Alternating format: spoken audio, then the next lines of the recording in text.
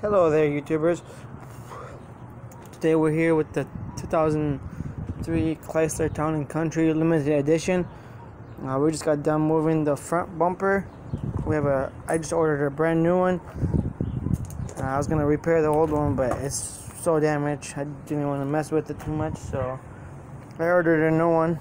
And we're just gonna do an under hood inspection, and I was gonna show you guys how to do a good under hood inspection. And this inspection you should do every 3 months or every 3,000 miles. If you take your car in for an oil change, they usually do it and mark everything for you and everything. But if you don't, if you're like me, you do your oil change and everything at home, then stick around so you can see what all needs to happen to keep your vehicle on the road. We usually start on one side. There's not much here, it's a minivan, everything's just squished together. Start on one side and work your way around, and whichever side you want to start at. I'm just gonna start on this side and with the filter, and then I'm gonna run back, get some washer fluid, check the oils, engine oil, power steering fluid, coolant, transmission, and make sure the battery is good, everything is intact. So we'll start by checking on that side the air filter.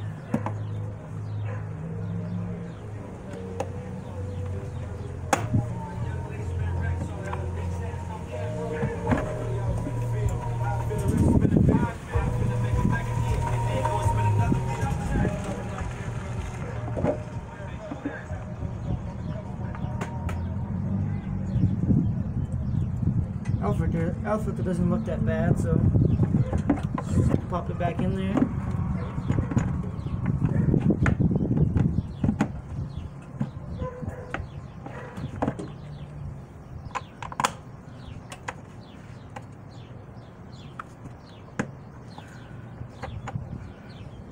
Most vehicles have these clips.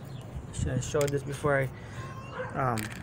Tabs right here for the air filter. You just basically push it down, and there's usually 2 or 3 to 4.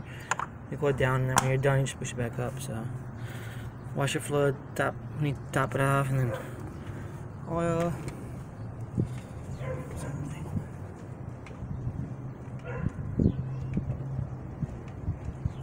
Got a rag here, check the oil. Make sure the engine is cool and the oil is settled down in the motor, or else you're not going to get an accurate reading. So it's been parked for 30 minutes, so all the oil is in the oil pan. So, and we're right basically at the minimum right here, so it's almost due for an oil change. The oil is pretty dark. I have like 500 miles on it, so I'm just going to drive the 500 miles. This van is not in perfect condition, so I'm going to drive the 500 miles, and then we're going out of town trip, so those 500 miles will be done by like a day or two. So oil's good. Come over here, we checked all that stuff right there. Power steering fluid, it's in full range. And then you want to check the color too. It's full, it looks pretty clean. You can put your finger in there to see the color. It's not dark, so that's really good. If you got dark power steering fluid, well, you're not supposed to have dark power steering fluid. It's burning or something is wrong there, so the pump is. So coolant, just make sure it's this is the coolant, make sure it's between minimum and max, and make sure all your hoses are good, nothing is leaking or cracking or anything in your belt on this side. Make sure there's no cracking, and tension is still good. So, and then on this side, make sure the cables for the batteries are still strong and everything. And lastly is your brake fluid. It looks pretty clean. This thing has 75,000 miles about, so